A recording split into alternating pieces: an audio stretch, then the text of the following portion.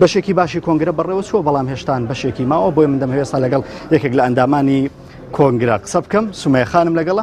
سومەیە سڵاوە لێبێ. سەلامەت. بەشێکی کۆنگرە بەڕێوە چوە پێم بڵێ کۆنگرە و پێ چۆنە کۆنگرەیەکی پڕ لە نوێگەری و خزمەت دەبێ؟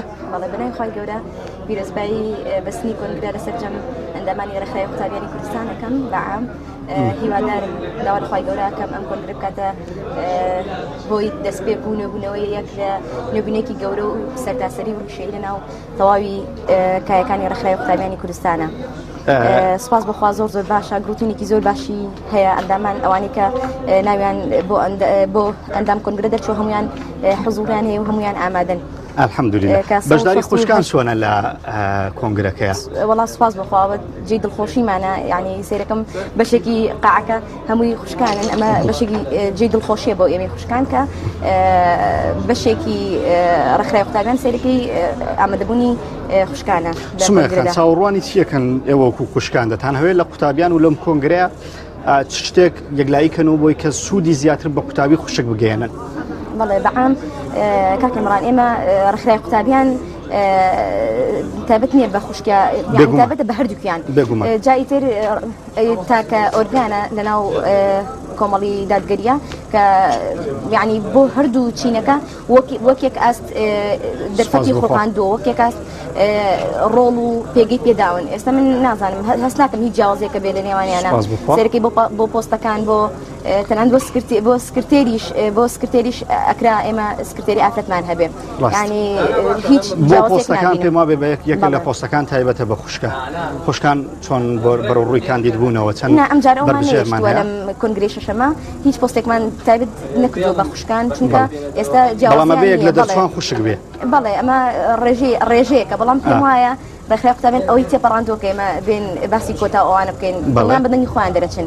سپاس بۆ. باشە چاوەڕوانی چیەکەی لە ڕێخای قوتابیان و تەوێ کۆنگرەی ئەم کۆنگرەی بێتە کۆنگرەی چی؟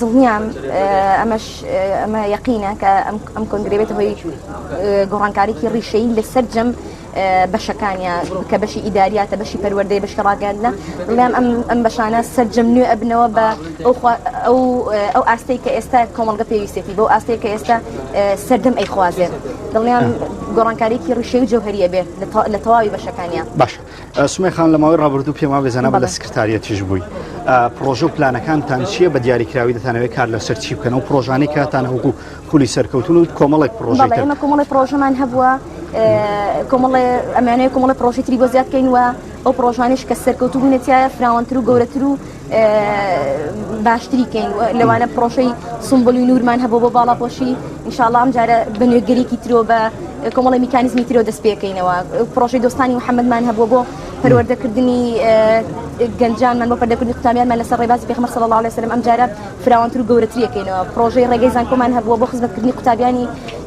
دەرچووی 12 ئامادەی ئەم جارە گەورەتر و بە میکانیزمێکی ترەوە دەست پێکەینەوە یعنی بەس ئەم جارە لەم خولەی داهاتوومانە ئەمانەوێ کۆمەڵی پرۆژەی تر بۆن منە پرۆژەی داخلیەکان ئەمە بتوانین سەرپەرشتی کۆمەڵێک داخلی بکەین کە ئەم پرۆژە چۆن ئەگەر باسێکم بۆ بکەی پرۆژەی داخلیەکان چۆنە و دەتانەوێت چۆن پێشوازی لەو قوتابیانە بکەن کە لە شار و شارۆچکەکانیان دوور دەکەون و سەردانی شارێکی تر دەکەن دەگومان بەشە ناوخۆیی یەک لە پرۆژە جوانەکانێک بتوانێت ڕێخای قوتابیان بە گەورەتر لە ساڵانی ڕابردوو گرنگی پێ بدات. بالضبط ئێمە خۆتان زانم ڕێخای قوتابیان سەرتاسەریە لە هەموو کوردستانە ئێمە ئەمانەوێ لە هەموو ناوەندەکانمان لە هەموو ئەو شارانەی کە ناوەندمان تیا هەیە بۆ توانین لقێکی داخلیمان هەبێ ئەم لقە داخلی خۆمان سەرپەرشتی بکەین و کۆمەڵێک مەرجی هەبێ بۆ گرتنی کۆمەڵێک تەلەبە کە بتوانین ئەم تەلەبانە هەم هاوکاریان بکەین بۆی لە داخلی بمێنەوە هەم پەروەردەیان بکەین هەم ئاگامانیان بێن هەم پێیان گەێنین هەم پەروەردەیان بکەین یعنی دەستمان پێیانەوە ئەبێ.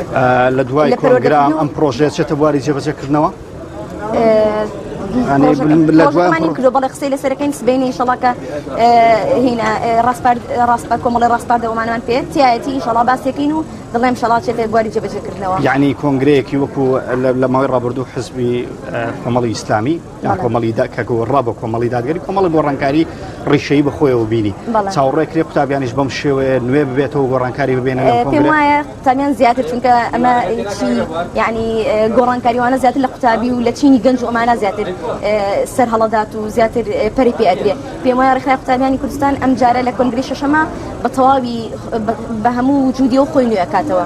باشە نوێبوونەوەکان لە ڕوانگەی ئافرەتانەوە یان خوشکانەوە شۆ بێ پێوەی نوێبوونەوەکان نوێبوونەوەی پەروەردەی ئەمانەوێ ئەم جارە زیاتر دەست بە بواری پەروەردەوە بگرین ئەمە پێمان وایە باشترین فاکتەرە بۆ پەروەردەکردن و پێگەاندنی تاک بۆ پەروەردەکردن و پێگەاندنی ئەندام و کادیر بۆ ئێمە لە ڕێناو ڕێکخراوی قوتابیانی کوردستانە ئەم جارە زیاتر گرنگی بە پەروەردە دەین ئەم جارە زیاتر گرنگی بە بواری دارایی ئەندامانمانە دەین یعنی ئاستی ڕۆشنبیریان لە بواری بزنس و بازاڕ و ئەوانە زیاد دەکەین ئەمە بۆ ئەندامانی ئێمە زۆر پێویستن ئەمە دوو سێم ئەمانەوێت گۆڕانکاریان ئێستا خۆ دەزانی ئێستا بەعام یەکێک لە دەسەڵاتەکانی چین و کۆمەڵگە ئەمانە کە دەسەڵاتی چوارەمە ڕاگەاندن و بواری ئەعلامە ئەمانە زیاتریش لەم ڕوانگەوە ڕێکخراوی قوتابیان زیاتر ڕوون بێتەوە تایە.